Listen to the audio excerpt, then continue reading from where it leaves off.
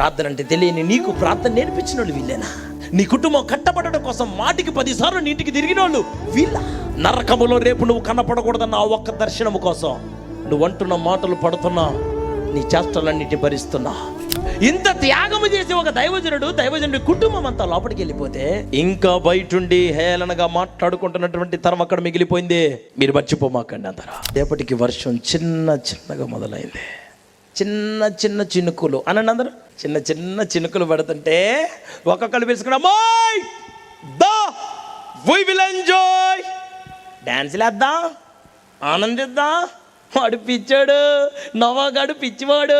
ఒరే పిచ్చి నవాగా, ఒరే ఆనందం అంటే ఇది, సంతోషం అంటే ఇది. చర్చిలో కూర్చొని డమ్ము కట్టడం కాదు, జనాలందరికీ వాక్యం చెప్పడం కాదు, చర్చిలో కూర్చోబెట్టుకోవడం కాదు. కొంప నాశనం చేస్తున్నావు కదరా నువ్వు.